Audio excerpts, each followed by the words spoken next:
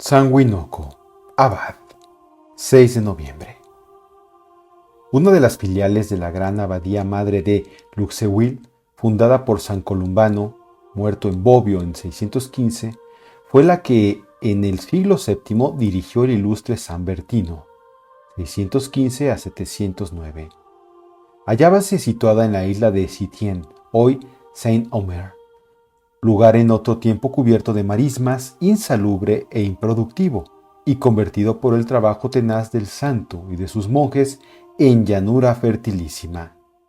Los frailes no solo entienden en gobernar y dirigir las almas, sino también, como nos lo dice su brillante historia, en cuanto significa progreso material. A este enjambre de variada actividad acudió de muchas partes una multitud inmensa de solícitas abejas atraídas por la santidad del abad y por la fama del monasterio. 20 de ellas han perfumado los altares con el suave aroma de la miel de su santidad y han alumbrado a la iglesia con la rica cera de su ciencia. 4 años después de la fundación de la abadía, tenía ya San Bertino bajo su dirección más de 150 monjes. Los 4 últimos que habían franqueado sus puertas eran unos buenos bretones. No sabemos precisar si de la Bretaña armórica o la de la insular o de Gran Bretaña. Llamábanse Brodanoco, Ingenoco, Madoco y Huinoco, hermanos según la carne, en opinión de algunos hagiógrafos. Del más joven de los 4, afirman otros autores que descendía de familia real y era primo o tal vez hermano de Judoco o Judicael, pero estos datos no están suficientemente esclarecidos, ni tampoco el lugar del nacimiento. Sea de ello lo que fuere, podemos tener por cierto que Huinoco, desde sus más tiernos años, dio muestras de ser un alma escogida y entregada por entero a Dios. Para defenderse de las seducciones del enemigo, ansiaba protegerse en la fortaleza espiritual del claustro. Comunicó su pensamiento a algunos piadosos condiscípulos y propúsoles abrazar el estado religioso. Aceptaron ellos gustosos y pocos días después dejaron a sus padres y a su patria y se encaminaron a la abadía de Sitien, en la que se practicaba aún, según toda probabilidad, la regla de San Columbano, que era de mayor rigor y estrechez que la de San Benito. Pronto conoció San Bertino la excelente disposición de los aspirantes y los recibió con los brazos abiertos. El fervor de Huinoco se encendió ante el ejemplo de virtud y severa austeridad de tantos monjes e inspiróle vehementes deseos de imitarlos y de darse de lleno a la vida penitente y mortificada. Manifestó a sus copaisanos la admiración que le producía el contemplar tan bello vergel de santidad, y departiendo con ellos, decíales entusiasmado: mujeres débiles y hombres de toda condición física y social han alcanzado la aureola de los bienaventurados, y nosotros, jóvenes y en pleno vigor de energía, ¿careceremos de valor para ir en pos de ellos? Este pensamiento que había estimulado el alma de San Agustín iba a dar a la iglesia otro gran santo, ilustre por su humildad profunda y famoso por sus milagros. El monasterio de Wormhout. Eremar, hombre virtuoso y rico, donó a San Bertino una villa y una gran extensión de terreno, llamado Wormhout, a 18 kilómetros de Dunkerque. El santo abad envió allí un grupo de religiosos, entre los cuales se contaban los 4 monjes bretones. El monasterio, o chela, como solía llamarse entonces, no se gobernó, según parece, independientemente, sino que quedó como filial de la que lo había fundado, correspondiendo el nombramiento de prior al abad del monasterio de Sitien. Los nuevos moradores pusieron enseguida manos a la obra y construyeron en primer lugar una espaciosa iglesia prioral que dedicaron a San Martín. Según el cronista Juan de Ypres, también por iniciativa de San Bertino, entre Setién y Wormhout, y para los enfermos de la comarca, se levantó un vasto hospital dirigido por piadosas conversas a quienes les estaba vedado franquear las puertas del monasterio. Nuestros 4 bretones hicieron rápidos progresos en la perfección. 3 de ellos murieron en olor de santidad pocos años después de fijar su residencia en este santo recinto. La reducida comunidad de Wormhout aumentaba continuamente y después que por mandato de San Bertino tomó la dirección del monasterio Nuestro Santo, conoció Wormhout días de extraordinario esplendor. En este cargo de gran responsabilidad, supo Winoco hallar nuevos medios para su santificación personal y atendió solícito a la de sus súbditos. Sí, como subordinado, caminó siempre a paso seguro y firme en la vía de la santidad, en este punto de director y vigía, marchó a pasos de gigante, buscando nuevas conquistas, nuevas flores de virtud y laureles de victoria en el constante combate de la vida. Como buen superior, gustaba de atender a sus hermanos y ayudábales en todos los menesteres, más aún en los bajos y penosos. En este ejercicio continuo de perfección transcurrieron largos años colmados de méritos para el cielo y de mucha edificación para los hombres. Molinero del convento. Como, minado por el trabajo y la penitencia, no pudiera ya atender debidamente el cargo de prior, solicitó del abad lo aliviara de ese peso y rogóle le diera una ocupación en la que aún pudiera ser útil a sus hermanos. Se le asignó el empleo de molinero del convento. En esta tarea, nada grata, por cierto, ayudóle el Señor por intermedio de sus ángeles. Winoco ponía en movimiento la rueda y entraba después en fervorosa oración o dábase al estudio de la Sagrada Escritura y permanecía en ello horas enteras, mientras el impulso celestial del ángel la hacía rodar con rapidez. De este modo, la cantidad de harina elaborada era tal que los monjes no atinaban a explicarse cómo podía un hombre solo realizar semejante trabajo. Intrigado uno de ellos, sospechando había en el asunto algo de milagroso, pues cierto día calladamente al molino y observó lo que hacía Winoco. Pudo ver que estaba en fervorosa oración y que mientras tanto la muela daba rápidas vueltas, al parecer sin estímulo alguno. Mas apenas se percató del hecho, paró en seco la muela del molino y él enseguida cayó al suelo de espaldas y quedó ciego. Lleváronle a la celda donde tras prolijos cuidados volvió en sí. Al siguiente día, reconociendo que la causa de su mal estaba en la curiosidad indiscreta, pidió perdón a Winoco de esta falta y éste, haciendo la señal de la cruz en sus ojos, le devolvió la vista, con lo cual, al par que conseguía corregir a su hermano, contribuía muy involuntariamente, por cierto, a aumentar el propio prestigio. Virtudes de Winoco, su muerte. Uno de los biógrafos del santo nos dice que Winoco, cual otro Natanael, era un verdadero israelita en quien no había ni asomo de duplicidad y artificio. En toda su actuación, como superior del monasterio, fue modelo acabado de esta virtud. Enemigo de la severidad y del rigor que logra la ejecución material del acto, pero no la adhesión amorosa de la voluntad, trataba a todos con gran cariño y deferencia, buscando más el servir a sus hermanos que ser servido y atendido de ellos.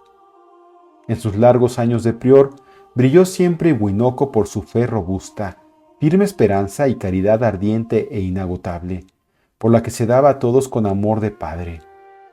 Acompañábale discreta y perenne sonrisa y no se inmutaba jamás por contratiempos o disgustos. Alumbró siempre ante sus actos y sus consejos la antorcha de la prudencia y, ante las cruces y sinsabores propias del cargo, así como en todas las empresas, mostró siempre ánimo valiente y decidido.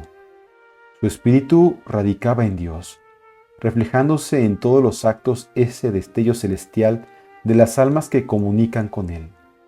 Al exterior, traducíase esa luz divina en un recogimiento interior grave, pero amable, y en un fluir natural de lo espiritual en todas las conversaciones. Como San Pablo, ansiaba morir por Cristo. A menudo oíasele repetir esta invocación: Señor, que mi alma vuele a vos para que así pueda ensalzar mejor vuestro santo nombre. Esta ardiente súplica fue oída al fin por el Señor el 6 de noviembre del año 716 o 717, día en que vinieron los ángeles a recoger su hermosa alma para llevarla a la mansión de la paz y bienaventuranza eterna. Pronto se extendió la fama de santidad del siervo de Dios por toda la comarca, y el pueblo acudió a su sepultura a implorar su valiosa protección. Hizo este santo numerosos milagros, gran número de los cuales se hallan recopilados por el autor de la Vita Secunda. Algunos prodigios obrados por el santo. Poco tiempo después de la muerte de Huinoco, mientras los religiosos tomaban el descanso meridiano, prendió el fuego en una casa antigua a la iglesia del convento. Las llamas, avivadas por fuerte viento, penetraron en el sagrado recinto de manera que en poco tiempo la casa y la iglesia toda quedaron reducidas a pavesas. Solamente respetó el voraz elemento la tumba de San Huinoco. El pueblo acudió presuroso a llorar por la pérdida de los sagrados restos de su buen padre, mas la tristeza trocóse en profunda admiración y alegría ante el milagro. Entusiasmado, quiso sacar los preciosos restos de entre el montón de escombros y carbones humeantes, pero de repente se tornó tan pesado el féretro que fueron inútiles cuantos esfuerzos se hicieron para levantarlo. Aumentó la admiración y el pueblo prorrumpió en cánticos de júbilo y alabanza, interpretándose el hecho milagroso como deseo del Señor de que no se alejara de aquel lugar el cuerpo del santo. Toda la muchedumbre se postró en tierra y suplicó al Señor que manifestase su voluntad. Terminada la plegaria, 4 hombres tomaron el féretro y sacáronlo sin dificultad de la iglesia. Al atravesar el jardín contiguo, repitióse el fenómeno de la pesantez milagrosa, por lo que se le dio sepultura en aquel mismo lugar hasta la terminación del nuevo templo. Desde entonces, particularmente, fue para toda la comarca uno de los más célebres y concurridos santuarios. Un pobre cojo que padecía además el mal de corea o baile de San Vito, hízose llevar al sepulcro de San Huinoco, confiando verse curado. Era sábado, mientras los monjes salmodiaban solemnemente los maitines de Pascua de Resurrección. El pobre enfermo rezaba con encendido ardor y con vivas lágrimas pedía al santo el remedio de sus dolencias.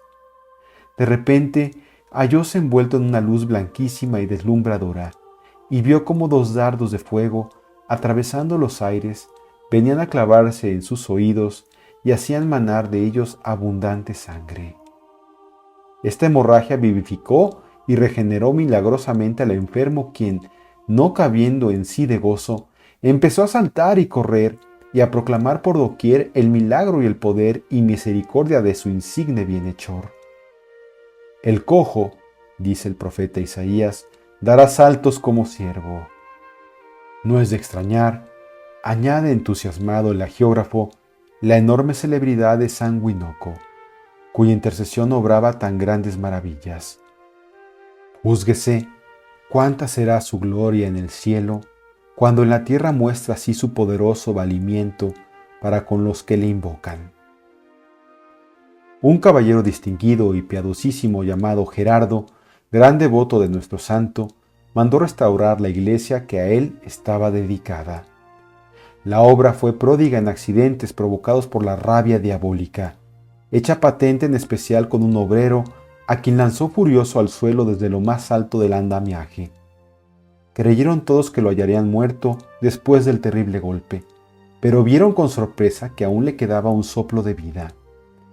Suplicaron con gran fervor a San Huinoco devolviera la salud a aquel pobre desgraciado, y al momento se la dio tan completa que pudo muy luego seguir su trabajo sin molestia alguna. Ante tan portentoso milagro, Gerardo entregó al monasterio todo su importante patrimonio y su villa de Perlecué. En otra ocasión, el santo asilo de Wormhout sufrió una crisis económica agudísima que lo redujo a extrema pobreza. No tenían los monjes para celebrar el santo sacrificio sino un solo cáliz, y aún era de cristal, el cual por torpeza el sacristán vino a romperse. En el apuro invocó a San Huinoco y al recoger las diversas partes vio con estupefacción que ellas solas iban adhiriéndose fuertemente hasta quedar el cáliz como nuevo. Otra vez desplomóse una iglesia y quedó reducida a un informe montón de escombros. Solo fue hallada intacta y sin que se derramara ni una gota del aceite que contenía una lámpara encendida en honor de San Huinoco. El siguiente milagro parece aún más sorprendente. Era el día de las rogativas de primavera, la solemne procesión que allí tenían por costumbre celebrar siguiendo un largo recorrido, para el que empleaban un día entero, estuvo concurridísima. Como prenda de bendición para las futuras cosechas, llevaban una urna que contenía los restos de San Huinoco y el cayado abacial del mismo, recubierto de gruesa capa de oro por la devoción del pueblo y en el cual habían además engastado algunas reliquias del santo. De vuelta al monasterio, tal vez por descuido de los portadores de ese rico tesoro o por desprenderse en algún golpe que recibiera el cayado en el atardecer, notaron que faltaban algunos fragmentos de oro y varias reliquias.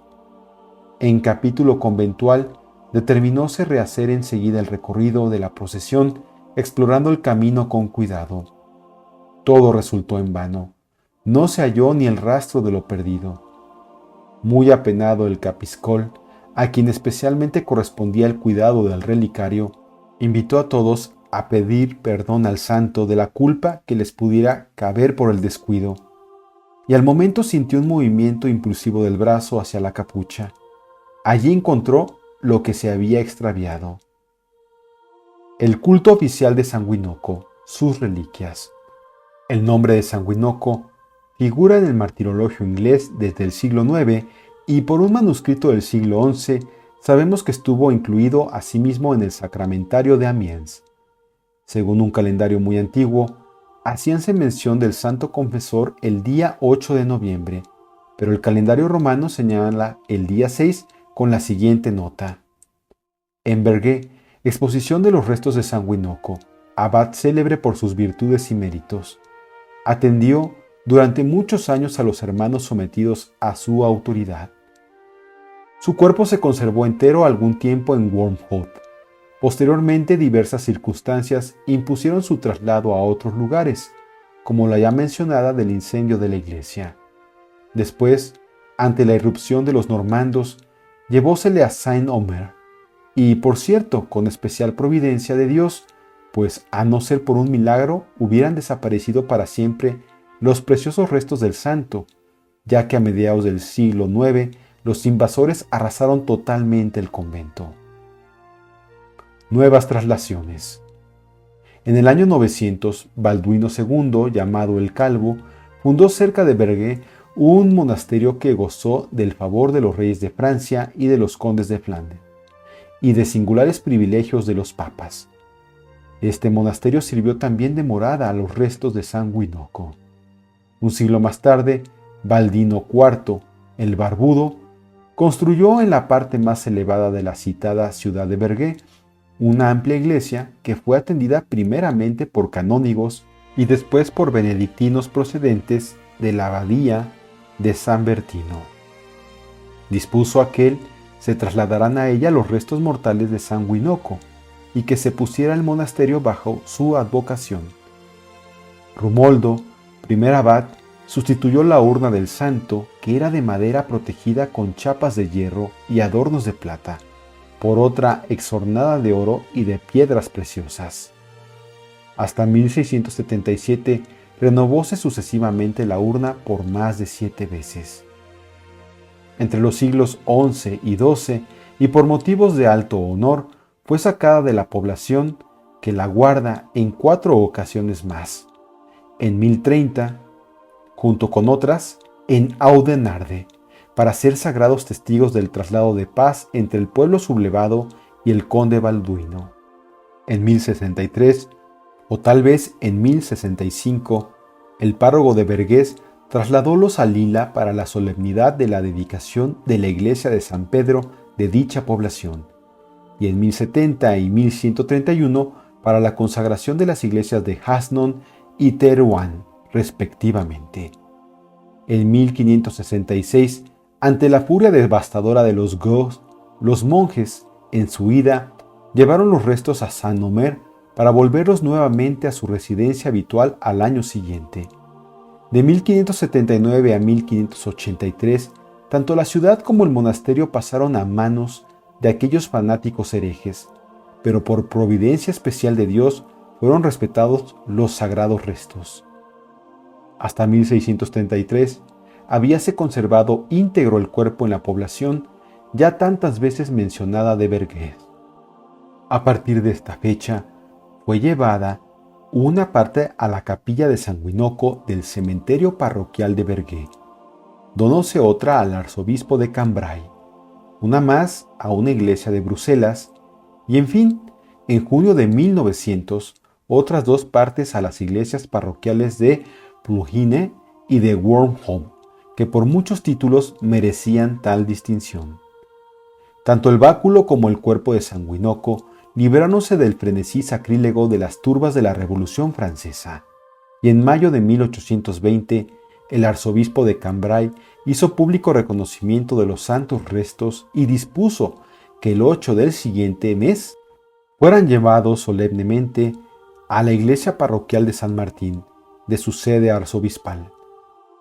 La piedad de los fieles regaló 2 preciosos relicarios, uno para el báculo y otro para los restos venerandos del gloriosísimo abad. Culto local de San Guinoco en Vergés. La mayor gloria y honor para la ciudad de Vergés lo ha constituido siempre la posesión de las reliquias de San Guinoco, que han sido objeto de veneración ininterrumpida por parte de sus fervorosos habitantes. Desde el siglo XI, cada año eran llevadas solemnemente en procesión por los monjes de Vergés a la abadía de Wormhout, y muchas veces las autoridades han acudido a su patrocinio en las calamidades públicas. Celébranse 3 fiestas en su honor: el 6 de noviembre, aniversario de su muerte; el 18 de noviembre, que recordaba la traslación de sus reliquias en el año 900, y el 23 de marzo, dedicado a la exaltación de San Guinoco. La además popular ambiente era la procesión anual que se celebraba el día de la Santísima Trinidad, en que se sumergían las reliquias en el río La Colme, como recuerdo del siguiente hecho milagroso. Como un niño hubiera caído y desaparecido en el río, sus padres, por inspiración del cielo, corrieron a la abadía de Wormhout y suplicaron a los monjes llevaran el relicario del santo al río en la firme creencia que el niño aparecería vivo al sumergirse las reliquias en las aguas. Así se hizo, y efectivamente el niño apareció luego completamente sano. En memoria de este hecho, celebrábase anualmente aquella especial ceremonia. Luego, el pueblo devoto recogía el agua santificada por el contacto de los sagrados restos y la utilizaba de 1000 modos. Asimismo, echábanse al agua los enfermos y las madres sumergían a sus pequeñuelos como remedio preventivo de futuros males.